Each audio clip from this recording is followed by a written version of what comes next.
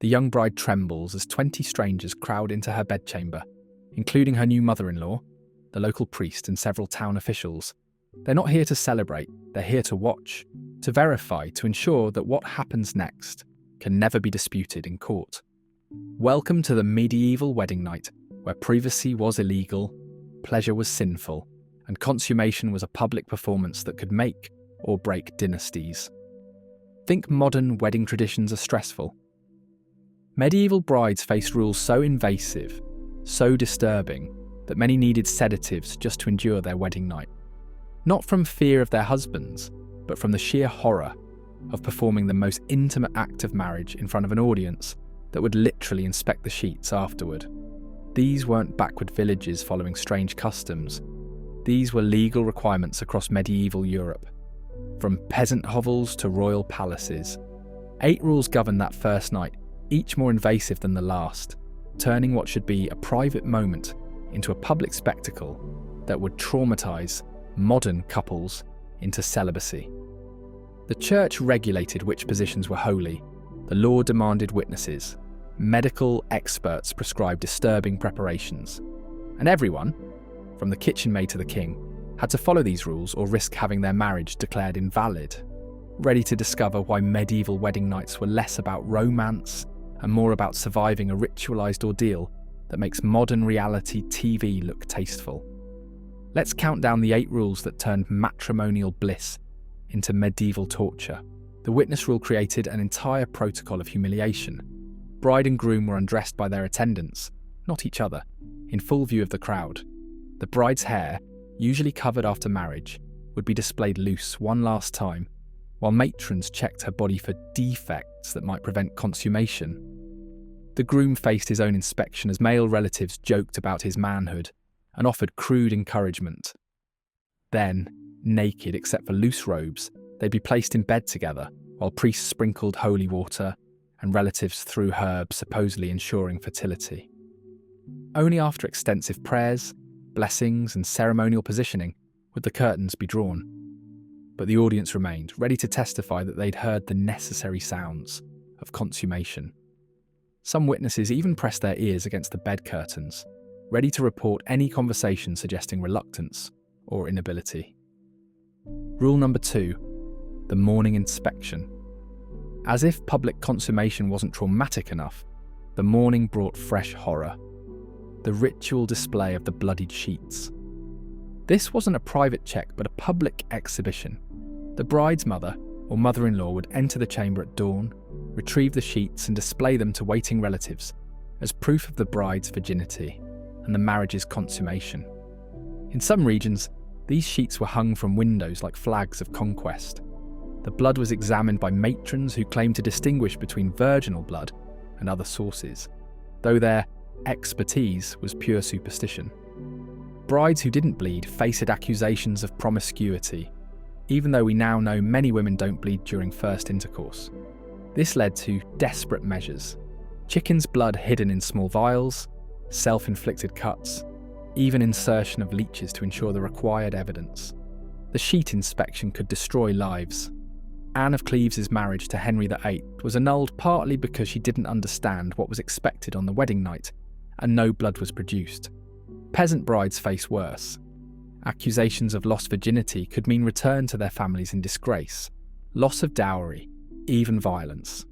The pressure was so intense that mothers coached daughters in deception techniques passed down through generations. Small bladders filled with animal blood, hidden and punctured at the right moment. Strategic pinpricks, even fake hymens made from animal membrane. Medieval women developed countless tricks to survive this barbaric tradition. The truly disturbing part: everyone knew these deceptions happened but maintained the fiction because the alternative, admitting the whole system was based on medieval ignorance about female anatomy, was socially impossible. Rule number 3, the Church's position manual.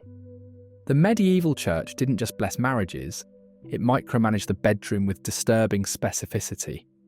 Only one position was sanctioned for that first night: missionary, called the natural position.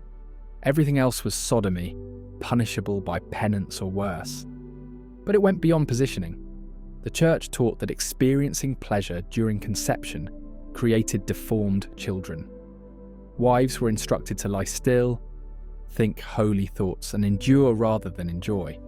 Husbands who pleased their wives too much were committing sin, turning their spouse into a whore by awakening carnal desires. Manuals advised couples to pray before, during, and after, to keep their thoughts on procreation rather than pleasure. Some priests even provided specific prayers to recite during intercourse, turning intimacy into a bizarre liturgical performance. The timing restrictions were even more oppressive. No sex on Sundays, the Lord's Day. Wednesdays, when Judas betrayed Christ. Fridays, when Christ died. Saturdays, honouring the Virgin Mary. Feast days, fast days, during Lent, Advent, Whitsun week. Easter week, the days before communion, during menstruation, pregnancy, nursing, or daylight hours. When all restrictions were calculated, medieval couples had about 44 days per year when marital relations were technically permitted. The wedding night might fall on a forbidden day, requiring couples to wait, sometimes weeks, before consummating. Imagine explaining to the witnesses that they'd have to come back next Tuesday because today was the feast of Saint Whoever. These weren't suggestions, but requirements enforced through confession, where priests asked explicit questions about marital activities and prescribed harsh penances for violations.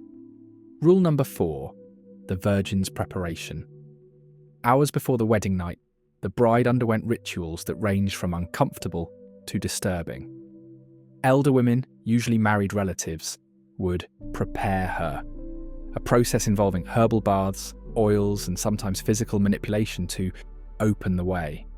Medieval medical theory held that virgins were closed and needed help to receive their husbands.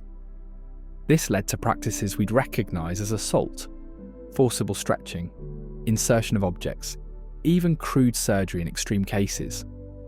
The bride had no say in these preparations, performed by women who genuinely believed they were helping. Herbal pessaries containing everything from honey to mercury were inserted to soften the passage. Some regions practiced ritual defloration by female relatives using implements, believing this made the wedding night easier, though it more likely caused injury and infection. The psychological preparation was equally disturbing. Brides were coached to display pain even if they felt none, as lack of suffering suggested prior experience. They learned to cry at appropriate moments, to beg their husbands to be gentle, increasing a sense of masculine conquest, and to bleed on cue. Noble brides received illustrated manuscripts showing proper wedding night behaviour, essentially guides to performing virginal terror. The preparation could take all day, with the bride fasting to appear appropriately pale and weak. By evening, exhausted from preparations and terrified by warnings, many brides were genuinely traumatised before their husbands even touched them. The elder women saw this as success.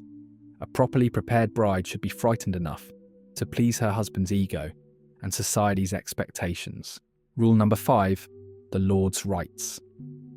Perhaps the most infamous medieval wedding night tradition was droit du seigneur, or jus primae noctis, the Lord's right to the first night with a vassal's bride. While historians debate whether this was widely practiced or mostly threat and legend, the fear was real enough to shape wedding night experiences. In some regions, peasants paid fees to exempt their brides from the Lord's bed. In others, symbolic rituals replaced actual intercourse. The Lord might place his leg over the bride in bed, fully clothed, to assert dominance without consummation. But documented cases exist of lords claiming this right well into the Renaissance. The psychological impact was devastating. Brides went to their wedding beds not knowing if their first experience would be with their husband or their lord, adding another layer of anxiety to an already traumatic night. The economic aspect of avoiding the Lord's rights created its own disturbing dynamics. Poor families might encourage daughters to seduce lords before marriage, hoping pregnancy would bring financial support. Others married daughters young to avoid notice.